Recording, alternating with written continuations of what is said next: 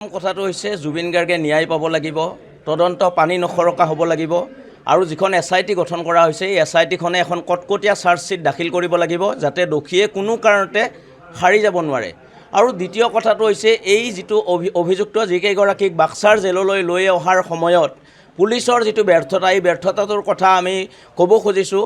পুলিচৰ কিয় কোনো ধৰণৰ এনেকুৱা ধৰণৰ খবৰ নাছিল যে মুকলিকে অভিযুক্ত কেইগৰাকীক কাৰাগাৰলৈ লৈ অহা হৈছে, যাৰ পৰিপ্ৰেক্ষিতত হিংসাত্মক ঘটনা সংঘটিত হৈছে। আমি কোনো কাৰণতে হিংসাত্মক ঘটনাৰ পোষকতা নকৰোঁ। হিংসাত্মক ঘটনা সংঘটিত হ'লে ন্যায় পোৱাৰ ক্ষেত্ৰত জুবিন গাৰ্গে ন্যায় পোৱাৰ ক্ষেত্ৰত অসুবিধা আছে।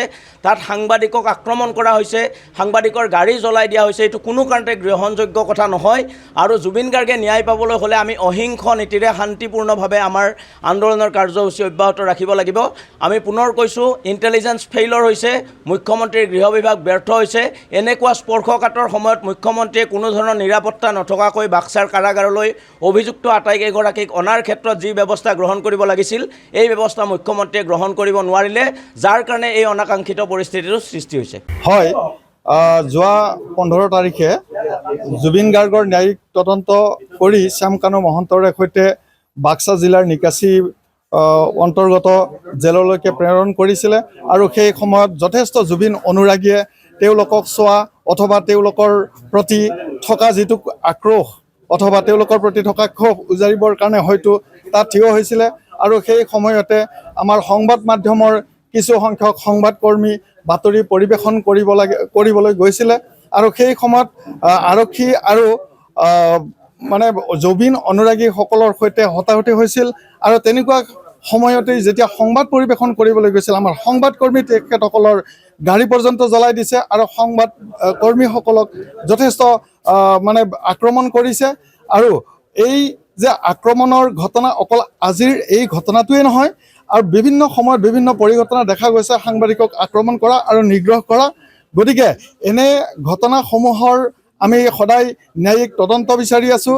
আজি তামোলপুৰ বাৰ্তাজীৱী জিলা সংঘৰ উদ্যোগত আমি আৰু তামোলপুৰ জিলা অৰ্থাৎ প্ৰেছ ক্লাবৰ উদ্যোগত আমি ইয়াতে সমবেত হৈছোঁ, এক অৱস্থান ধৰ্মঘট কাৰ্যসূচী পালন কৰিছোঁ যাতে জুবিন গাৰ্গৰ মানে মৃত্যু অৰ্থাৎ মৃত্যুৰ কাৰণ বা তেওঁৰ তদন্ত কৰি পৰিয়ালবৰ্গক উচিত মানে ন্যায় প্ৰদান কৰে আৰু সাংবাদিকসকলক যাতে এটা মানে সুৰক্ষা কৰাৰ কাৰণে মুখ্যমন্ত্ৰী মহোদয়ে এটা আগত যিটো বিধানসভা তাত এখন আইন প্ৰণয়ন কৰি ভৱিষ্যত যাতে সাংবাদিকসকলক সুৰক্ষিত প্ৰদান কৰিব পাৰে তাৰ কাৰণে আহ্বান ৰাখি আমি আজি এই অৱস্থান ধৰ্মঘট।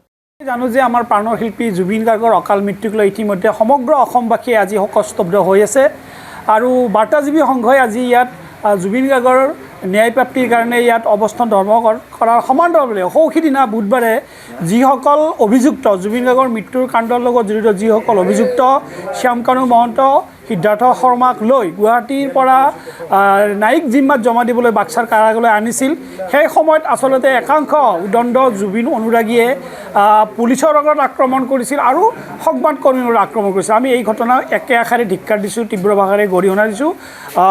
আক্ৰমণ কোনো কাৰণত মানি লোৱা নহ'ব আৰু আমি বিচাৰিছোঁ যে যি আচলতে জুবিন গাৰ্গক যিসকলে অকাল মৃত্যুলৈ ঠেলি দি সমগ্ৰ অসমবাসীৰ লগতে সমগ্ৰ ভাৰতবাসীক শোকাহত কৰিছে তেখেতসকলৰ ওপৰত অসমৰ মাননীয় মুখ্যমন্ত্ৰী দৃষ্টান্তমূলক শাস্তি দিয়াৰ কাৰণে ফাষ্ট ট্ৰেক আদালতত বিচাৰ কাৰ্য চলাব লাগে।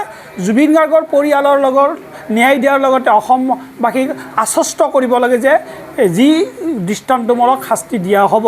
গতিকে আজি ইয়াত তামোলপুৰ জিলা বাৰ্তাজীৱী সংঘৰ উদ্যোগত তামোলপুৰ প্ৰেছ ক্লাবৰ সহযোগত ইয়াত দুঘণ্টীয়া অৱস্থান ধৰ্মঘট কৰি জুবিন গাৰ্গৰ ন্যায়ৰ লগতে সিদিনা হোৱা সাংবাদিকৰ ওপৰত হোৱা নিগ্ৰহ আৰু আৰক্ষীৰ ওপৰত হোৱা নিগ্ৰহক আমি ধিক্কাৰ দিছোঁ, প্ৰতিবাদ জনাইছোঁ আৰু এই উক্ত ঘটনাৰ ন্যায় বিচাৰৰ দাবীত আজি এই অনুষ্ঠানৰ সামৰণিৰ পিছতে তামোলপুৰ জিলা আয়ুক্তৰ জৰিয়তে এখন স্মাৰক পত্ৰ প্ৰেৰণ কৰা হ'ব।